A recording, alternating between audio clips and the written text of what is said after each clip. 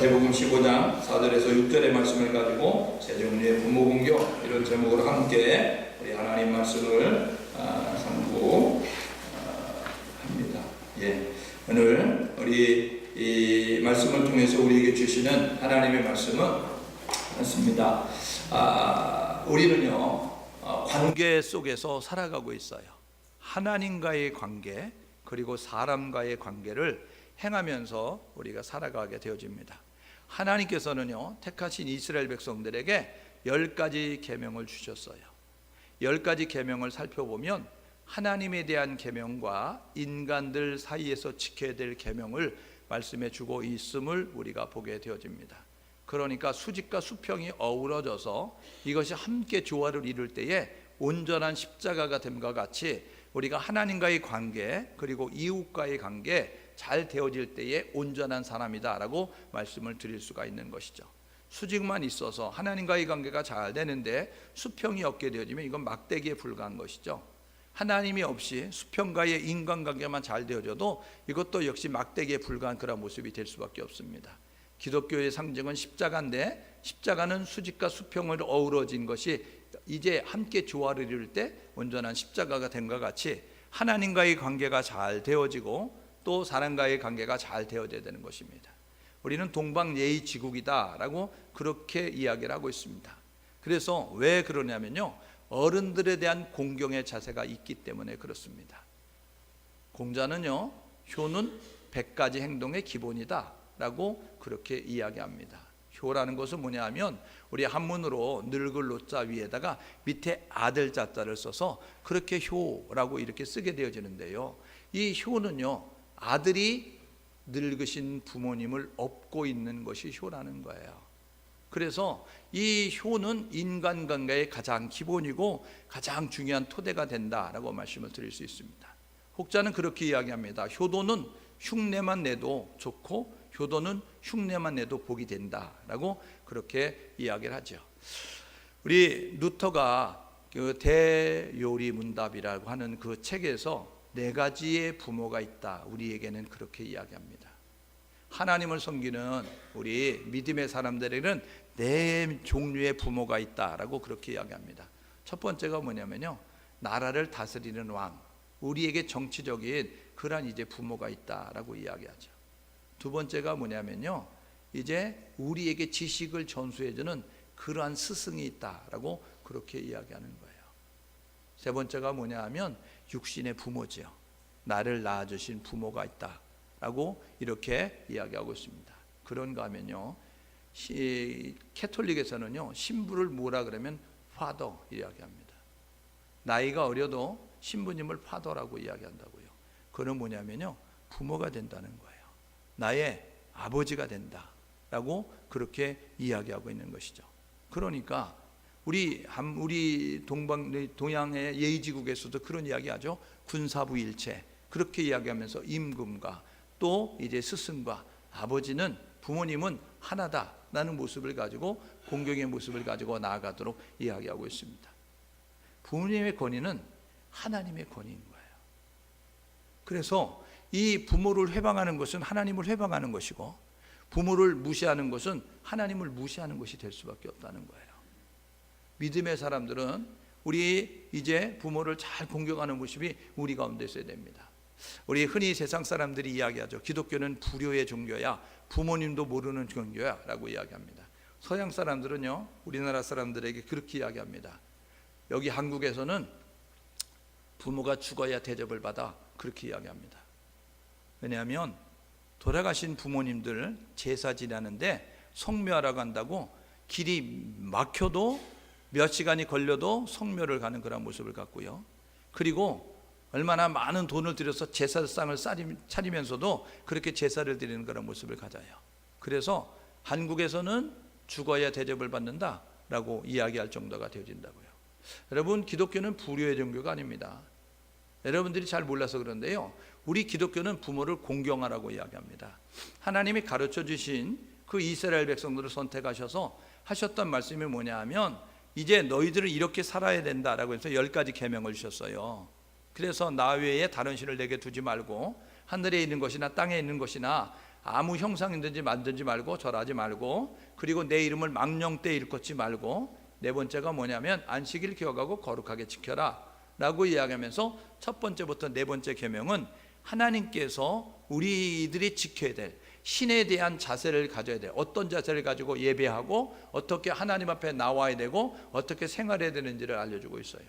그리고 다섯 번째부터 열 번째까지 6개가지 계명은 우리 인간들과의 계명입니다. 살인하지 말고, 간음하지 말고, 도적질하지 말고, 탐내지 말고, 거짓 증거하지 말고, 그렇게 이야기하게 되어지는데 가장 먼저가 뭐냐면 내 부모를 공경하라 라고 그렇게 이야기하고 있습니다.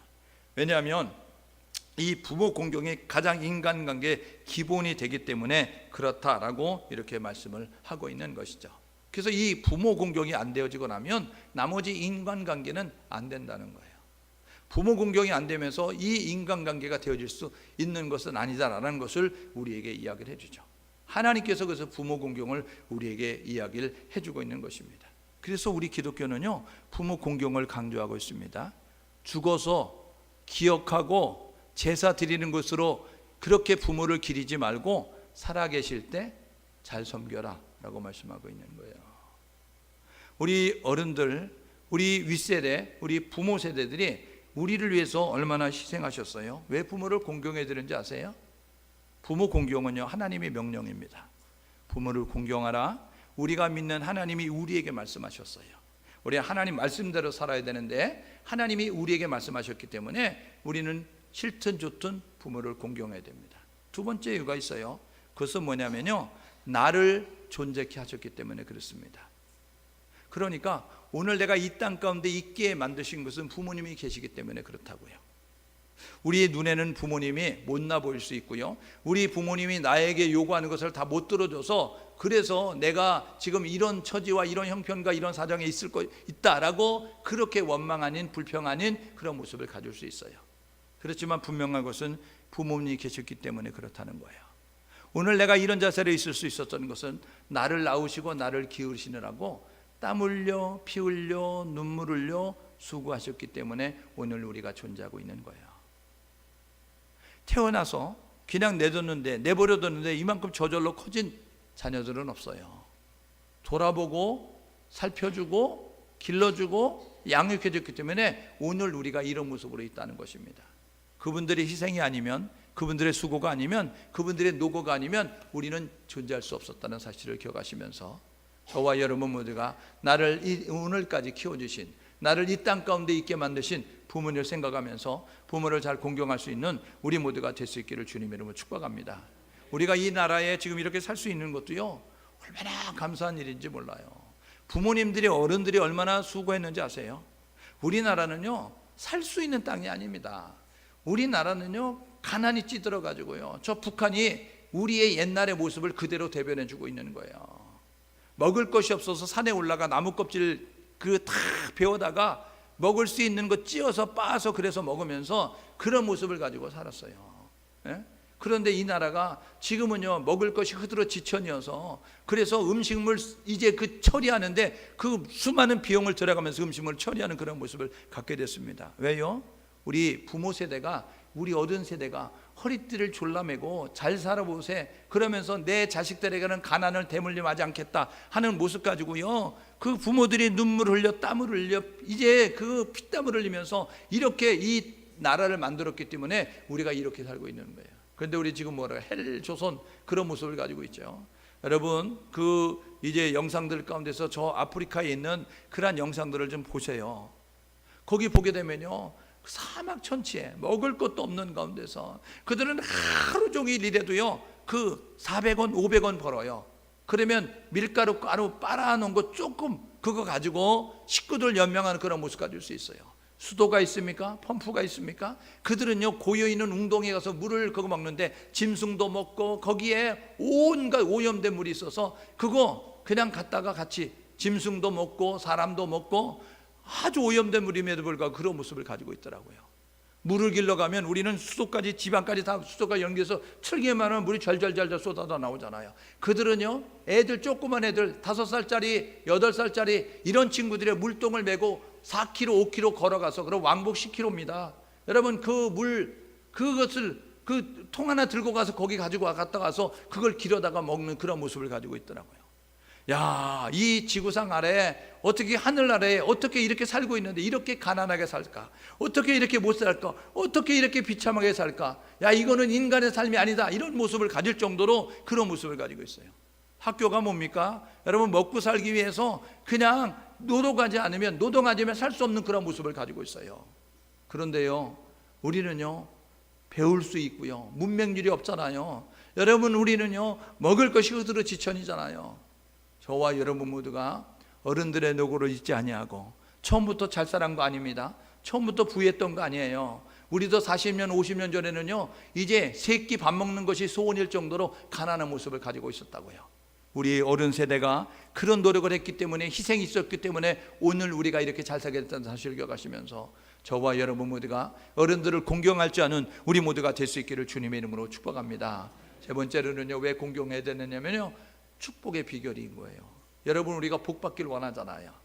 그래서요, 복자를 쓴 것을 베개에도 넣고 그릇에도 붙이고 이불에도 붙이고 옷에도 붙이고 대문에도 붙이고 복 그래가지고 여러분 복자를 다 이렇게 써놓고 있다고요. 그렇다고 해서 복을 받느냐면 그렇지 않습니다.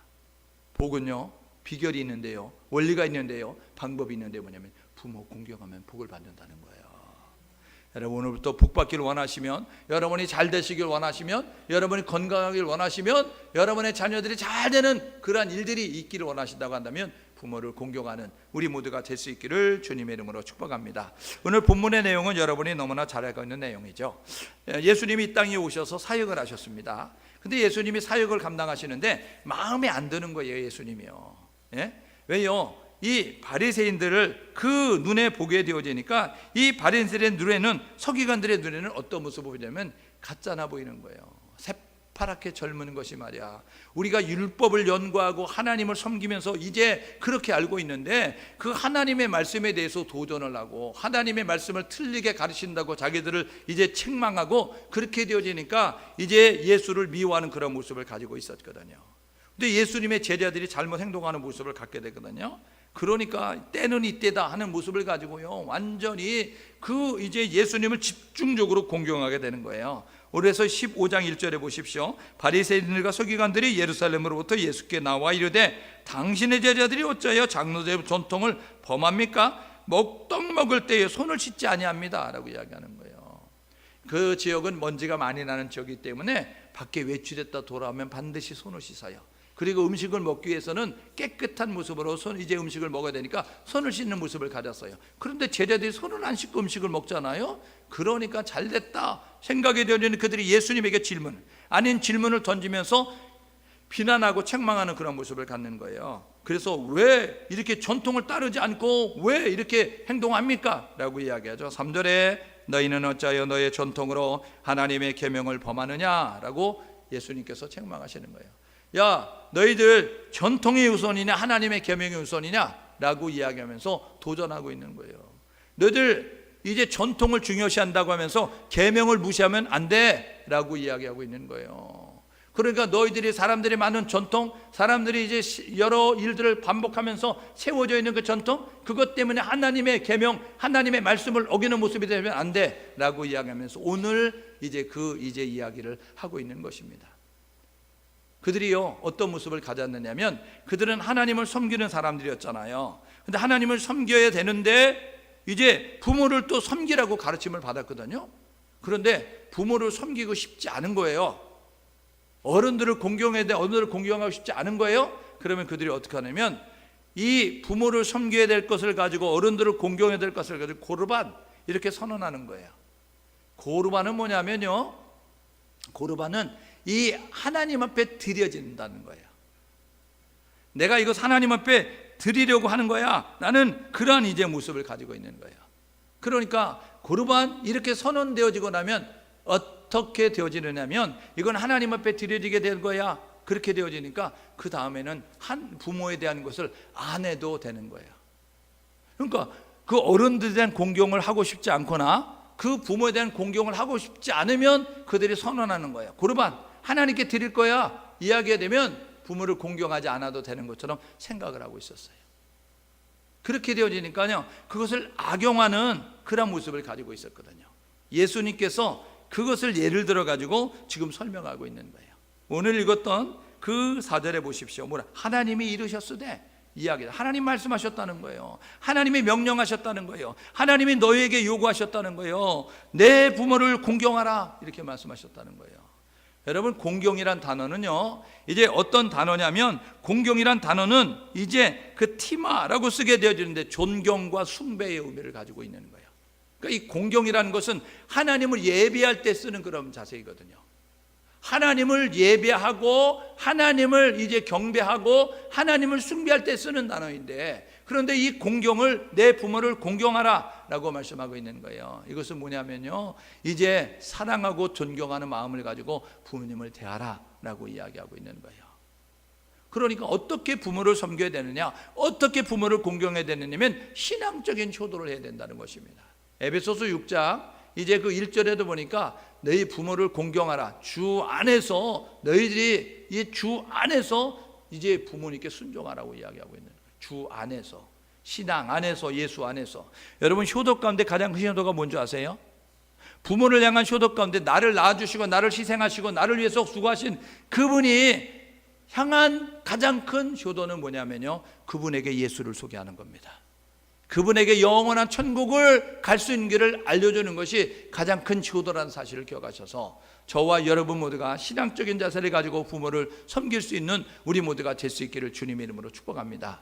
그래서 부모에게 효도하는 길은요, 하나님의 뜻을 따르는 길이고 하나님의 그 말씀을 실천하는 길임을 우리가 알게 되는 거예요. 하나님이 말씀하셨거든요. 하나님께서요, 출애굽기 17장에 보게 되니까, 신명기 5장에 보게 되어지니까 하나님께서 그 출애굽한 세대의 출애굽기 17장에서, 그리고 출애굽기 20장 17절에서, 그리고 신명기 5장에서 광야 2세대에게 모세가 말씀했어요. 세대가 달라요. 교사는 같은데 가르침을 받는 대상은 다르다고요. 출애굽기에는 애굽에서 나온 사람들, 신명기에는 이제 가나안 땅에 들어갈 사람들. 그런데 교사는 모세, 그리고 교재는 하나님의 말씀, 그래서 십계명을 가지고 말씀했던 것을 우리가 보게 됩니다. 왜요? 중요하기 때문에 말씀하는 거예요.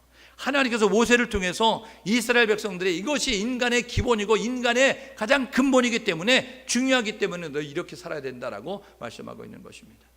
여러분, 저와 여러분 모두가 부모를 잘 공경할 수 있는 그런 성도들이 될 수 있기를 주님의 이름으로 축복합니다. 무시하거나 멸시하는 모습이 돼서는 안 돼요. 두 번째 나오잖아요. 보세요, 비방하지 말아라 라고 이야기하거든요. 오늘 읽었던 4절 중반절에 보십시오. 아버지나 어머니를 비방하는 자는 반드시 죽임을 당하리라 하셨거늘, 그렇게 이야기하고 있잖아요. 여러분, 부모 공경하라고 말씀하셨던 그 하나님은요, 부모를 저주하면 그는 돌로 쳐 죽이라는 거예요. 순종하지 않으면 돌로 쳐 죽여라 라고 하나님께서 말씀하고 있는 거예요. 부모를 무시하고 부모를 업신여기고 부모를 멸시하는 그런 모습을 가지면 그는 돌로 쳐서 죽여라, 하나님께서 이스라엘 백성들에게 말씀하셨습니다. 그러니까 우리가 해야 될 일은 뭐냐면 이제 업신여기거나 저주하는 모습이 되서는 안 된다는 거예요. 신명기 27장 6절에 보니까 경홀히 여기는 자는 저주를 받을 것이다. 경홀히 여기는 건 가볍게 여기는 겁니다. 그러니까 부모를 가볍게 여기고 우습게 여기고 무시하는 모습을 가질 수 있어요. 오늘 일부에도 말씀드렸지만 우리 술 먹은 사람과 연세 드신, 나이가 드신 분들이 하시는 소리가 있어요. 그거는 뭐냐면 똑같은 소리 반복한다는 거잖아요. 근데요, 술 먹은 사람들은 이 의식이 없기 때문에 그렇지만 연세가 드신 분들은요, 불안하기 때문에 계속해서 반복하는 거예요. 80이 돼서 60 먹은 사람 자녀를 보면요, 어린아이처럼 보여지는 거예요. 그러니까 차 조심해라, 길 조심해라, 사람 조심해라, 너무 늦게 다니지 말아라 라는 그런 모습 가지고 이야기한다고요. 왜요? 나이가 들면 들수록 찾아오는 것이 있는데 이제 의지가 약해지는 거예요. 그래서 두려워지는 거예요. 염려가 되는 거예요. 그래서 자녀에 대해서 그런 이야기를 하거든요. 근데 우리 자녀들은 뭐라 그래요? 내가 알아서 합니다 라고 이야기해요. 저도 그럴 때가 많거든요. 왜요? 연세 드신 어른이 부모님이 이야기하면요, 그게 잔소리처럼 들으니까 한 번만 하면 되지, 그냥 한 번만 해도 알아듣는데, 그런데 또 하고 또 하고 또 하니까 나중에는 이제 알았어요, 내가 알아서 해요, 내가 어린애입니까? 이런 모습 가지고 이야기하잖아요. 우리 지난번에 동영상 한번 본 적 있잖아요. 아기를 키우는 부모가, 아기가요 이제 조금 크면 한 2살, 3살 되면요 물어봐요. 호기심이 많아가지고 아빠 저거 뭐야? 이러면서 물어본다고요. 그래서요 참새를 보고 물어봤어요. 저거 참새란다. 근데 조금 있다 또 물어보는 거예요. 아빠 저거 뭐야? 저거는 참새야. 이야기했어요. 그리고요 아빠가 일기장에 썼잖아요. 오늘 아들과 대화를 나눴다. 아들이 질문을 했는데 이것이 뭐냐고 호기심을 가져 물어서 참새라고 가르쳐줬다. 10번이나 가르쳐줬는데도 계속 물어봐서 참새라고 가르쳐줬다. 세월이 흘렀거든요. 어른이 이제 되어졌어요. 부모님은 나이가 드셨어요. 그래가지고 이제 가물가물 의식이 없는 상태가 되어졌어요. 따뜻한 볕에 벤치에 앉아가지고 있는데 아버지가 물어보는 거예요. 예, 저게 뭐니? 물어봤어요. 아버지 저거 참새예요. 조금 있다가 또 물어보는 거예요. 치매기가 있으시니까. 저거 뭐니? 물어보니까 조금 아까 말씀드렸잖아요. 참새라고요. 참새예요. 조금 있다 또 물어보는 거예요. 저거 뭐니? 말했잖아요. 참새라고. 이야기하는 모습 가지고 목소리 커지잖아요. 여러분, 우리가 그런 모습을 가지고 있잖아요. 우리 자식에게는 인자하고 우리 자식에게는 너그럽고 우리 자식에게는 자상한 모습을 가지면서 나를 낳아주시고 나를 길러주시고 나를 키워주신 부모님, 조금 힘이 없어지고 의식이 없어지고 기억력이 그렇게 쇠퇴가 되어서 물어보게 되었을 때 우리가 끝까지 자세를 유지하지 아니하고 톤을 높이고 화를 내고 불을 내고 묻지 마세요 이런 모습 가지고 이야기하면 나쁜 사람이잖아요. 예, 저는 그런 모습을 가지고 있더라고요. 어느 날 보니까 내가 그런 모습을 가지고 있더라고요. 업신여기지 말고 저주하지 않는 우리 모두가 될 수 있기를 주님의 이름으로 축복합니다. 에스겔서 22장 4절 7절에 그런 말씀이 있어요. 부모를 업신여기며 이스라엘은 이제 하나님을 업신여겼다. 여러분, 이제 부모를 업신여기는 모습, 그리고 이스라엘은 하나님을 업신여기듯이 부모를 업신여기는 모습을 가져서 하나님의 진노와 심판 아래 놓여질 수밖에 없는 그런 모습을 가졌음을 우리에게 이야기하고 있습니다. 우리 부모가 우리보다 판단이 흐려질 수 있어요. 세상은 급변하잖아요. 지식은 계속해서 쏟아져 내려오잖아요. 그러니까 우리 부모가 자식들에게 배워야 될 그런 시대가 되어져요. 왜요? 자고 일어나면 엄청나게 새로운 것들이 많이 이렇게 개발이 되고 발병이 되고 그래가지고요 우리 젊은 세대도 미처 따라가지 못하는 모습을 갖게 되어지는데 이 아날로그 세대가 그걸 어떻게 쫓아가겠어요? 어른 세대가 어떻게 쫓아가겠어요? 저도 어느 날부터인가 이 기계를 사면 설명서를 읽기가 싫은 거예요. 두려워지는 거예요. 무서워지는 거예요. 대충 살면 좋겠다 이런 모습을 갖거든요. 젊은 친구들은요 사면 사용 설명서 찾아가지고 꼼꼼히 자세하게 읽으면서 그것을 아주 효과적으로 쓰는 그런 모습을 갖죠. 우리 어른들에게 핸드폰은 정말 핸드폰입니다.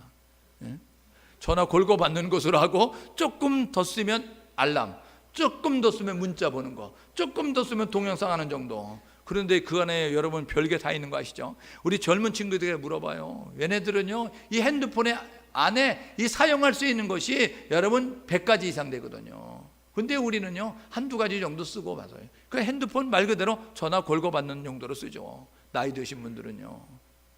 오늘 저와 여러분 모두가 해야 될 뭐냐면 모른다고 그것도 몰라? 그렇게 책망하거나 그렇게 무시하는 모습 가지 말고 저와 여러분 모두가 친절한 모습 가지고 어른들을 공경하면서 잘 선대할 수 있는 우리 모두가 될 수 있기를 주님의 이름으로 축복합니다. 예, 어떻게 섬겨야 합니까? 나이가 들수록요 필요한 것이 있어요. 물질입니다. 물질. 예. 그 물질이 있는 그 이제 어르신은요 경로당이나 노인정에서 큰 소리 빵빵 치는 거 아시죠? 예? 그런데요 물질이 없는 분들은요 경로당 노인당 가면요 눈치 보고 있어요. 예? 우리 부모님들에게 여러분들이 물질을 탁 앵겨드리면 너무 좋은 거예요. 지난번에 김창옥 교수의 그 이제 강의를 들은 적이 있어요. 강의를 들은 적이 있는데 그 관계가 틀어졌던 아버지와의 관계가 좋아지는 계기가 있었는데 그게 뭐냐면 물질을 드리면서부터 이제 부모님 관계가 잘 되어졌다는 거예요. 역시 여러분 부모님과의 관계가 소원하다 그러면 여러분 물질로 여러분 시도해 볼 수 있기를 바랍니다. 아니 공항에 이렇게 왔다가 제주도 뿐인가 봐요. 제주도 왔다 가면 그 이제 어머니는 그 남편에 대해서 인간화를 일으켰대요. 아버지 이름이 인간인 줄 알았대요. 저 인간 이 인간 그래가지고 시집 와가지고 너무 힘들게 사셔가지고 저 인간 인간아 이 인간아 막 이러면서 그래가지고 아버지 이름이 인간인 줄 알았대요. 그래서 자기가 이 어머니에게만 용돈을 드리고 그랬는데 어느 날 이제 아버님이 청각장애가 있으셨는데 청각장애 있으셨던 그 아버님이 공항을 따라 나오신다 그래가지고 이게 관계도 소원한데 왜 그럴까 그랬는데 그런 계기가 이제 치과에 갔는데 그 치과에서 이렇게 치료를 받는데 그 치료를 받는데 전화가 왔더라는 거예요. 우리 아버지가 생전 나에게 전화 안 했는데 또 무슨 치과라고 전화 왔는데 누구누구 씨 아들 되십니까? 그래서 네, 내가 아들입니다. 그랬더니 전화하시라 그래서 전화했다고. 그러면서 얘기하는 게 뭐냐면 이 어르신이 오셨는데 여기서 치과 받으시면서 임플란트 하려고 하는데 이게 돈 내실 거냐고 아들에게 물어보라 했다고. 아드님 돈 내실 거냐고 물어보라 그래서 네, 제가 내겠습니다. 근데 얼마예요? 그랬더니 비싼 걸로 하셨다 그러더래요. 그래서 돈 낸다고. 그래서 n분의 1로 할까? 그랬는데 형제들 가운데 있는데 자기가 그냥 내겠다 그랬대요.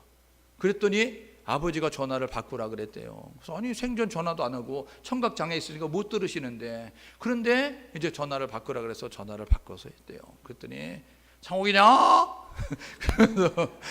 그러면서 고맙다 이러시더래요.